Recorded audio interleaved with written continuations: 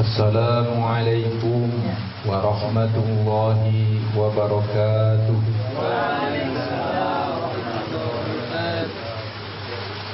Alhamdulillahilladzi ja'ala lana ilaihi tariqan wa sabila wa qama lana ala ma'rifatihi burhanan wadihan wa dalila wa ba'atha ilaina Muhammadan ibni Abdillahi mu'alliman wa rasulah.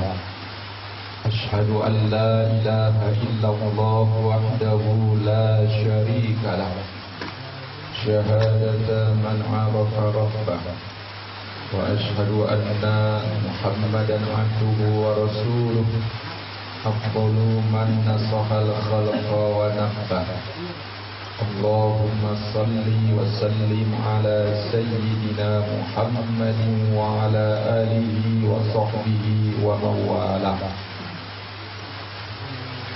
Ahli bait sekeluarga yang kita hormati,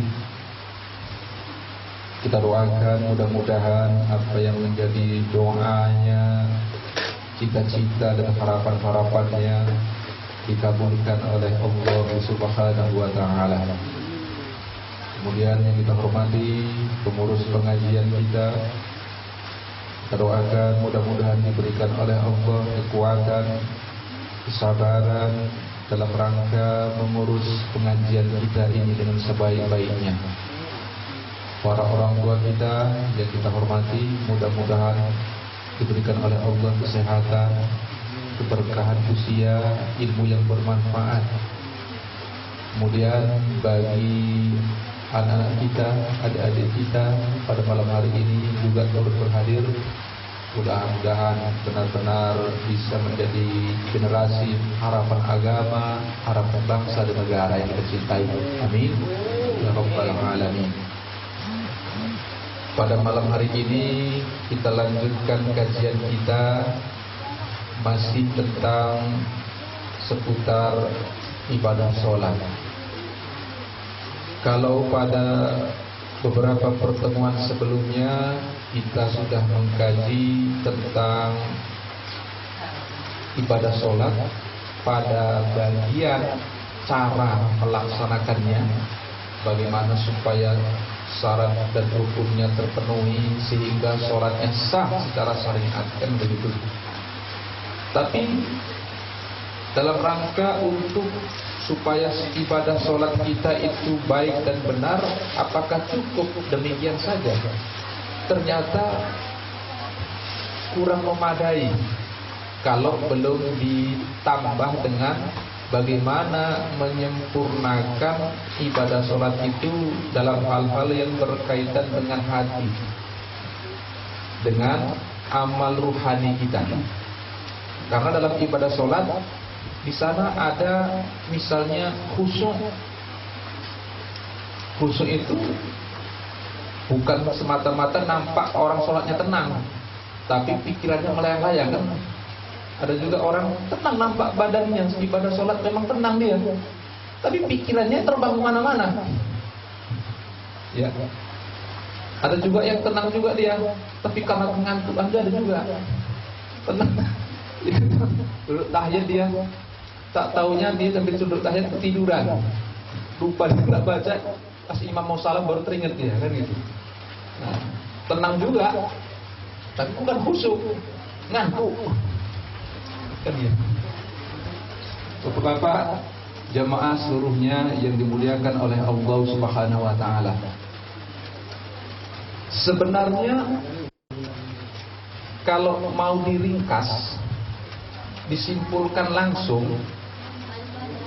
kajian tentang ibadah sholat ini terutama berkaitan dengan bagaimana supaya ibadah sholat kita itu khusyuk, hanya pada mencakup 3 hal saja, jamaah rahmatullah. Pertama, karena ibadah sholat itu kan menyembah, kan gitu. Siapa yang menyembah, kan gitu. Kemudian siapa yang disembah. Yang ketiga, apa yang dipersembahkan. Kan itu aja. Siapa yang menyembah, siapa yang disembah, apa yang dipersembahkan. Jangan pula orang mau menyembah tapi nggak ada yang dipersembahkan. Maka berarti harus mencukupi ilmu kita tentang 3 hal ini. Siapa yang menyembah, harus sadar betul kita siapa kita. Karena untuk mengenal Allah juga sangat diperlukan supaya kita mengenal diri kita dulu sendiri. Ya. Siapa yang mengenal dirinya, maka bisa diharapkan dia dapat mengenal Tuhannya, Allah Subhanahu Wa Taala, kan gitu. Tapi kalau diri sendiri aja udah nggak kenal dia, siapa dirinya, untuk apa dia di dunia, mau ngapain seharusnya di dunia, apa tugas dia di dunia, nggak tahu, bagaimana dia bisa melanjutkan untuk mengenal Allah Subhanahu Wa Taala. Kemudian mengenal Allah, karena ibadah sholat itu kan persembahan. Dia dipersembahkan kepada siapa? Kepada Allah. Maka orang yang sholat itu, kalau mau bagus ibadah sholatnya, bisa mencapai kekhusyuan, maka dia harus kenal Allah itu. Supaya apa? Supaya dia tahu kemana ibadah sholatnya itu ditujukan, kemana ibadah sholatnya itu dipersembahkannya. Kalau misalnya sebagai pendekatan pahamnya jamaah rahimakumullah, kita mau memberikan sesuatu, persembahan kan namanya kan, mengirim sesuatu, kan harus tahu kemana alamatnya kan gitu. Dengar Pak, Bapak ngirim ke pengiriman, jasa pengiriman misalnya, ke Jakarta misalnya, namanya Bapak Sipolan, alamatnya cuman tahu pokoknya Jakarta. Setengah mati di itu pengiriman kilat itu ngirim, ya kan, nggak nyampe kan, temu. Kenapa? Karena alamatnya hanya tahu pokoknya Jakarta. Ada orang hanya tahu pokoknya nama Tuhannya Allah saja, tapi cuma sebatas itu aja dia, ya kan? Orang yang ngirim sesuatu hanya tahu dia alamat Jakarta. Memang bisa mungkin nyampe, tapi kemungkinan nyampenya sangat kecil. Tapi kalau ditingkatkan pemahamannya tentang lebih lengkap di alamatnya, ini artinya pendekatan pahamnya lebih bagus, dia ditingkatkan pengenalannya kepada Allah Subhanahu Wa Taala, kan lebih besar diharapkan sholatnya nyampe, ya kan itu. Nah, jadi tidak boleh tidak, orang yang ingin sholatnya khusyuk, ingin meningkatkan kualitas ibadah sholatnya, tidak bisa tidak dia harus mengkaji, mengenal Allah Subhanahu Wa Taala sebagai Tuhannya. Ya. Banyak cara kan itu. Salah satunya dengan mengkaji ilmu tauhid, ilmu untuk mengenal Allah Subhanahu Wa Taala. Kemudian dihaluskan lagi dengan ilmu tentang adab-adab seorang hamba kepada Tuhannya, itu dikaji. Supaya apa? Dia tahu siapa dirinya, kemudian tahu kemana ibadah sholatnya itu dipersembahkan. Tahu dia siapa dirinya, tahu dia kemana ibadah sholatnya dipersembahkan. Tapi kalau ibadah sholatnya nggak beres, nggak jadi juga kan? Sholatnya asal-asalan, nggak ngerti dia syarat dan rukunnya, nggak jadi juga.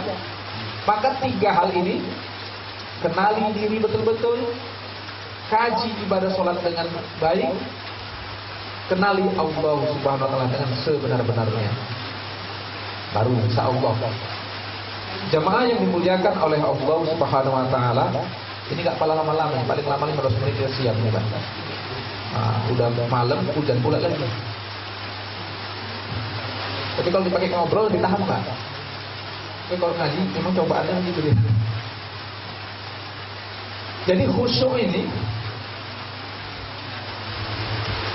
dia tidak mungkin akan bisa khusyuk seseorang dalam sholatnya itu kalau dia tidak yakin bahwa dirinya bisa khusyuk. Bapak jamaah rahmatullah, yakin Bapak kalau Bapak bisa khusyuk sholat? Hah? Yakin nggak Bapak kalau Bapak bisa khusyuk sholat? Mudah-mudahan itu macam tak. Dan kita yakin gitu. Hah? Kalaulah kita dari awal sudah tak yakin bahwa kita bisa khusyuk, bagaimana bisa khusyuk? Karena dari awal udah nggak yakin. Seperti orang mau jualan. Aku mau jualan apa ya, misalnya mau jualan sarapan pagi misalnya kan itu. Kan itu. Belum dibuat ini, masih rencana kan itu. Nggak ada yang beli pula. Dari awal udah nggak yakin dia bahwa nanti bakalan ada yang beli. Jadi dibuat kira-kira jualannya. Nggak bakal dibuat jualannya. Ya dalam hatinya ngapain aku jualan kalau nggak ada yang beli kan itu. Karena dari awal sudah nggak yakin bahwa nanti ketika dia jualan ada yang beli. Maka nggak dikerjain kan gitu.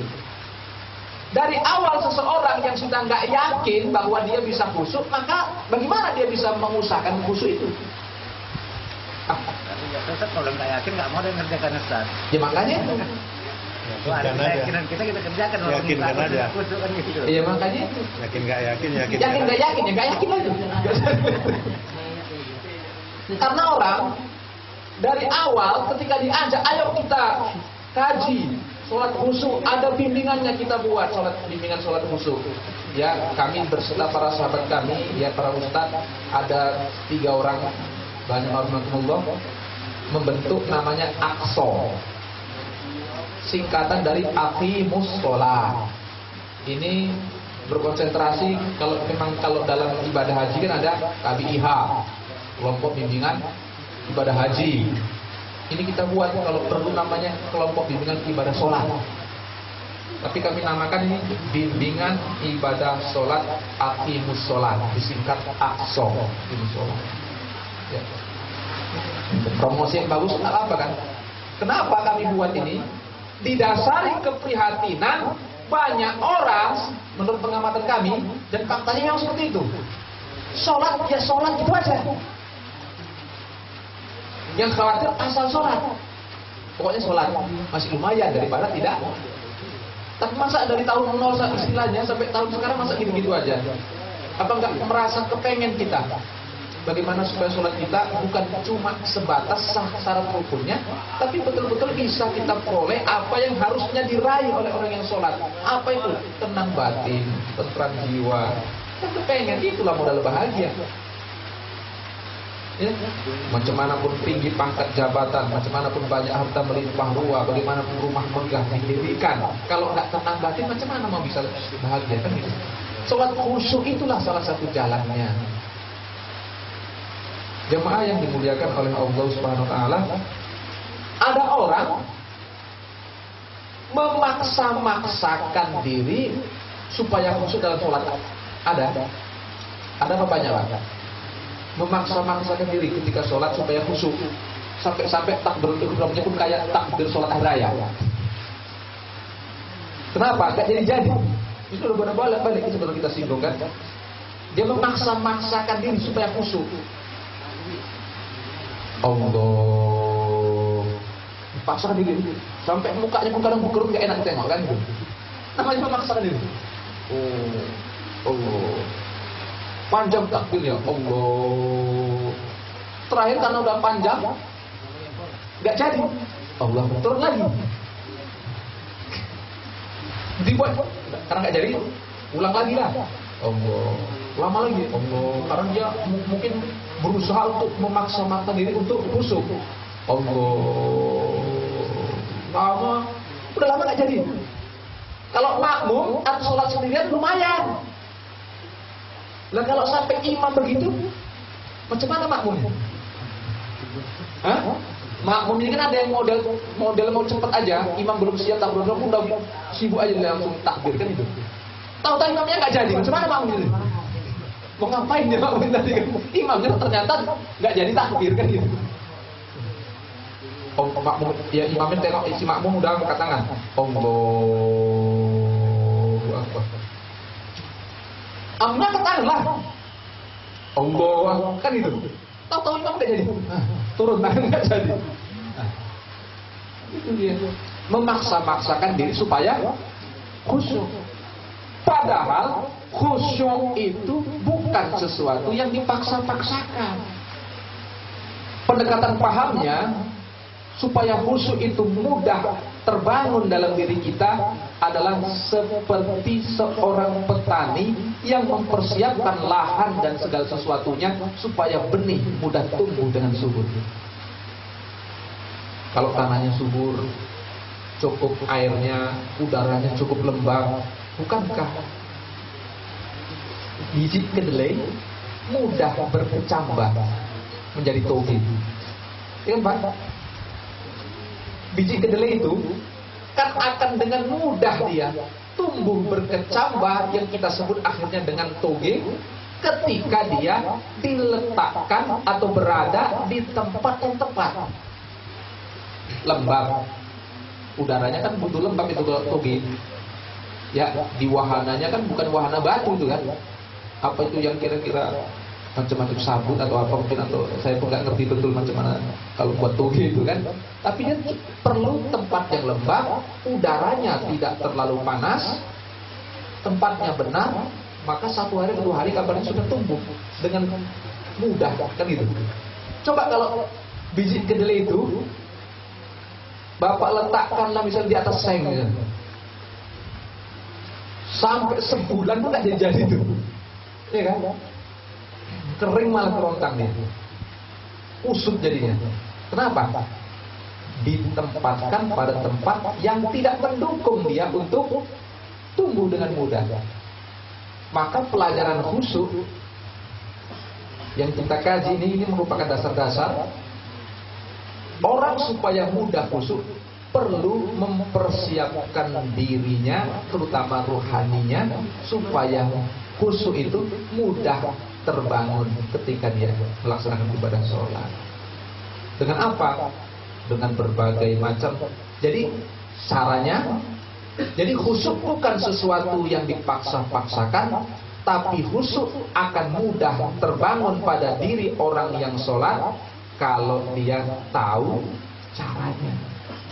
Jadi caranya itulah yang merupakan kajian kita tentang kajian atau bimbingan ibadah sholat khusyuk itu. Ya, jadi ini bukan promosi, dibilang promosi terserahlah. Tapi ini niatan kami, bagaimana kami bisa masuk ke seluruh masjid-masjid yang ada khususnya di Kota Medan ini buat bimbingan sekali.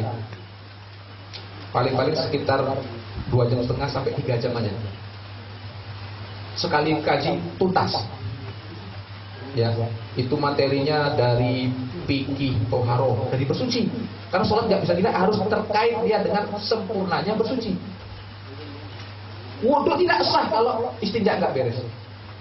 Habis buang air, pencucian nggak beres, wudhu pun tidak sempurna jadi. Kalau wudhu sudah tidak sempurna, bagaimana sholatnya? Mandi wajib pun kayaknya banyak perlu kurang dikoreksi kan? Nah, kalau berwudu nggak beres, istinja nggak beres, mandi wajib juga tak benar, sholatnya udah otomatis juga tak beres. Nah, jadi fikih toharo kajiannya itu di dalam paket bimbingan ibadah sholat aqsa itu, fikih toharo bagaimana bersuci yang baik dan benar. Kemudian apalagi kaifiat sholat, hukum-hukum sholat yang lahiriah. Bagaimana syarat wajibnya, syarat sahnya, rukun-rukunnya, dari A sampai Z dibahas supaya orang kalau sholat sahlah dia secara hukum syariat. Baru Ditambah lagi, ini ada modal, memang harus ini modalnya supaya orang tambah mudah untuk khusyuk adalah tahsinul qiraah, memperbaiki bacaan-bacaan sholat, dilengkapi dengan pemahaman tentang maknanya. Karena Imam Ghazali menjelaskan salah satu syarat orang supaya bisa khusyuk tafahum, paham dia, paham apa yang dibacanya terutama dalam sholat itu.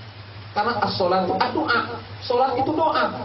Aneh nggak kalau orang bertahun-tahun dia berdoa pakai kalimat yang itu juga bacaan sholatnya, tapi nggak ngerti juga.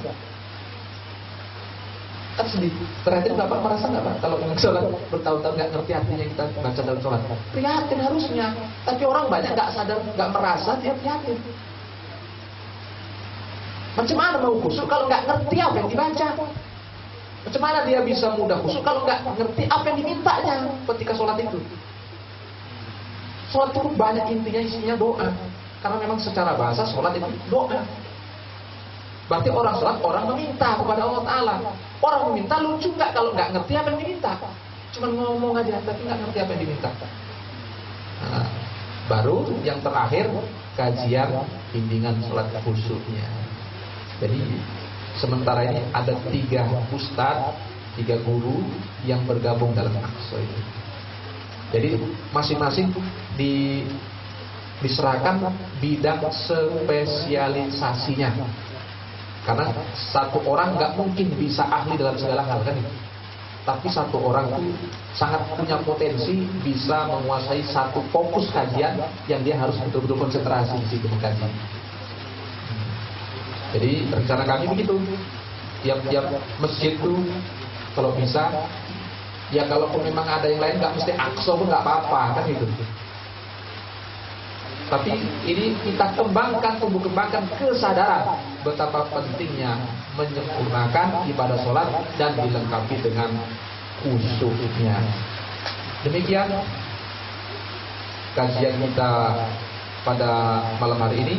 Sebagai penutup untuk meyakinkan kita bahwa kita bisa khusyuk dan memang khusyuk itu ada. Misalnya firman Allah Subhanahu wa taala ya dalam surah Al-Mu'minun. A'udzu billahi minasyaitonir rajim. Qad aflahal mu'minun alladzina hum fi sholatihim khashi'un. Sungguh beruntung orang-orang beriman, yakni yang mereka khusyuk dalam sholatnya. Berarti khusyuk itu ada.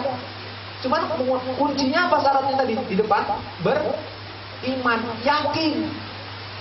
Jadi awal udah nggak yakin, macam mana mau khusyuk? Baru ayat lainnya surah Al-Baqarah. Wasta'inu bis-sabri was-shalah wa innaha lakabiratun illa 'alal khashiyin. Minta tolonglah kamu kepada Allah dengan cara sabar dan sholat. Sesungguhnya sholat itu berat kecuali bagi orang-orang yang khusyuk. Jadi kalau kita ingin supaya kita merasa lebih ringan melaksanakan ibadah sholat, maka syaratnya kita jadi orang yang khusyuk. Berarti khusyuk itu ada. Demikian. Nanti kalau teruskan nggak tutup jadinya. Padahal cuma kaji porsi 15 menit dari rencananya. Sikit-sikit. Yang penting kalau sikit-sikit kan mudah diingat. Kalau panjang kali nanti yang mana mau diingat jadi bingung.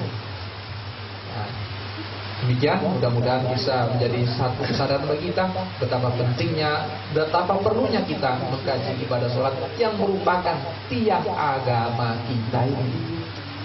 Terima kasih atas segala perhatian. Mohon maaf atas segala kekurangan. Assalamualaikum warahmatullahi wabarakatuh.